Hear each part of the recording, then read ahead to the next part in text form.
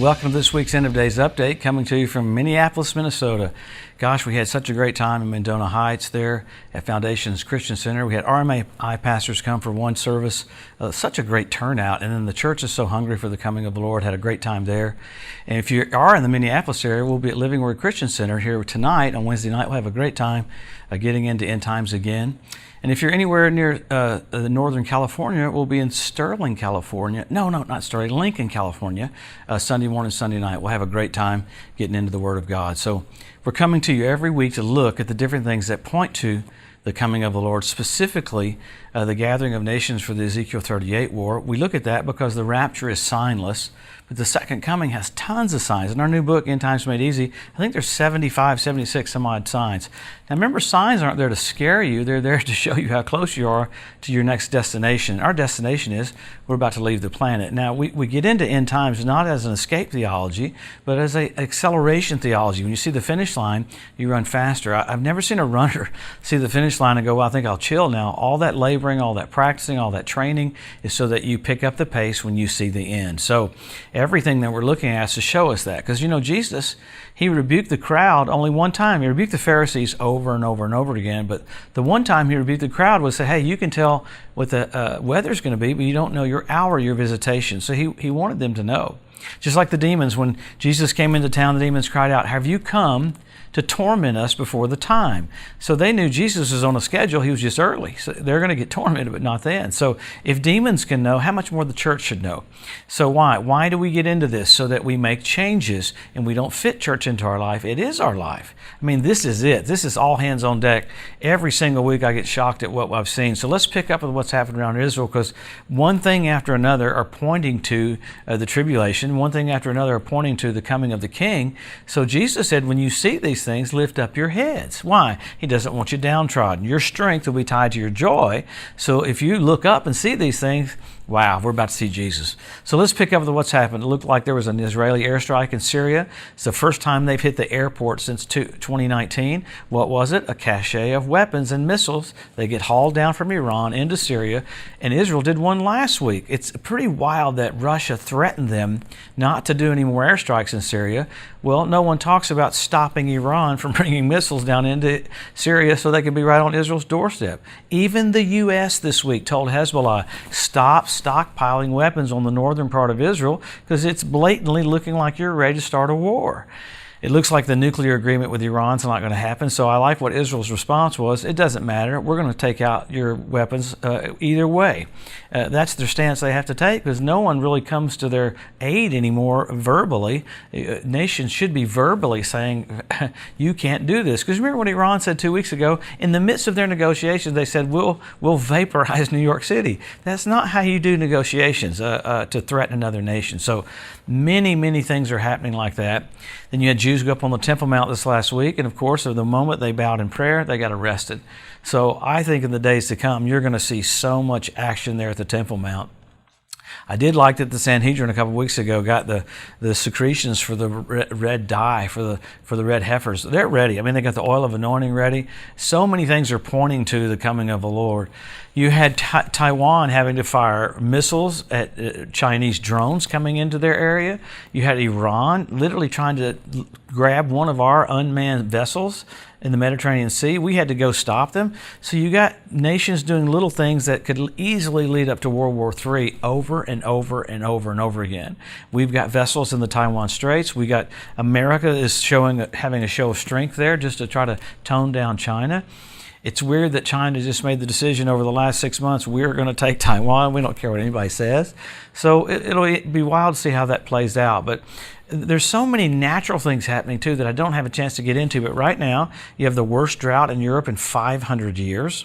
You have a third of Pakistan underwater right now. You had earthquakes. Now listen to this. They did a new seismic thing this last week where they tested the earthquakes in Oklahoma and Kansas. There's a big fault line there. Listen to what they found from 2010 to 2019. There were 300,000 earthquakes in Oklahoma. So you got earthquakes. You got wildfires. Wildfires were kind of intriguing because I remember Sister Wilkerson prophesying in the early 80s, 81 or 82, that the next 3 leaders of Russia would die. And they did right in a row. I was in the meeting when she said it. It freaked me out. I was at Rhema. The next thing she said, though, there'll be wildfires all over the earth. And with the wildfires all over the earth, she said it would be a signal of sin burning in the hearts of man. And never have you had wildfires burning so much like there is now. So pretty remarkable to see all that coming to pass. So I think this one was a crazy one. In Birmingham, England, you had Baal worship start again. They were in a big stadium, 70 nations, thousands of people. This bull comes out with this woman, sits there and kind of tantalizes the bull, and everyone bowed down to the bull. I thought, this is absolutely bizarre. But that's kind of what the Talmud says just before the coming of the Lord, that Baal worship would be reinstituted. So one thing after another. So we always go back to the Scriptures. How can we tell where we are? We always go with the Word. You can't go by feelings. You can't go by sensation. You go by what the Word says. Although you can get your checklist out and check one off after another of the things that are pointing to His return. But number one, you got Israel regathered in 1948. You got Jerusalem won back in 1967. You have the Hebrew language restored. You got the Ethiopian Jews brought back in one day. You got the fertility of the land of Israel. You got the revival of the Roman Empire, which is absolutely amazing. You have the Roman Empire's Capitol building in Strasbourg, France is identical to the Tower of Babel. Not similar, but identical.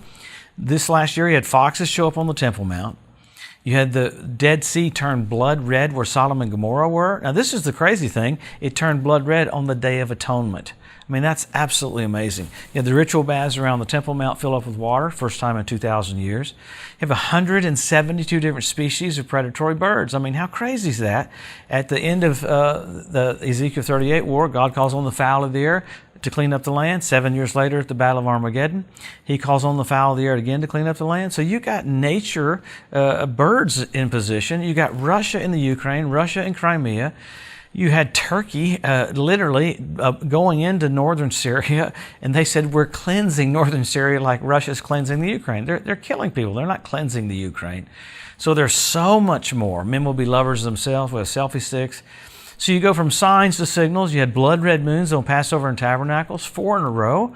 I mean, that's pretty radical. NASA calls it a tetrad.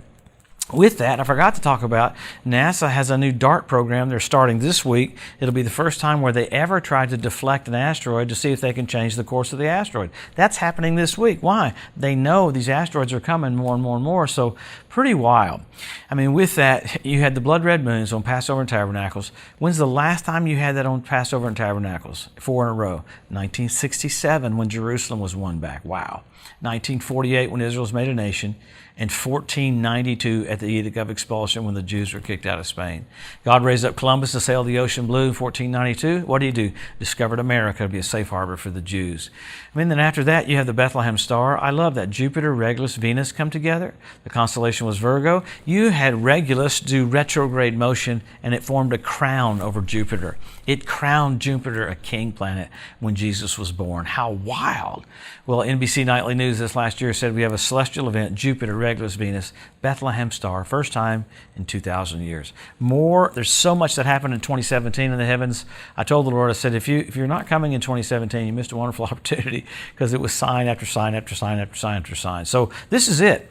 We're there. We're at the very end. So what do? Help our local church, help our local pastor, be engaged. We don't fit church into our life. It is our life. What is the amazing thing is the author of life, the shepherd and the bishop of our souls, the firstborn from the dead, the brightness of the glory of God. We're about to see Him. Wow. We're about to be caught up. We're about to be raptured. Wow. We'll be right there at the throne of God. So with that, Paul said, be ye therefore steadfast, unmovable, always abounding in the work of the Lord. So He's looking for steadfastness. He's looking for us to do what we're called to do. So let's go for it. Let's be all in.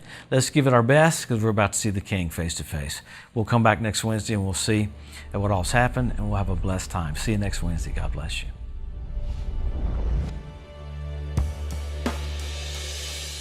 Thanks for joining us today at the End of Days Update. If you'd like to be notified every time there's a new post, just go to the edu at josephmorris.com and subscribe to receive email alerts.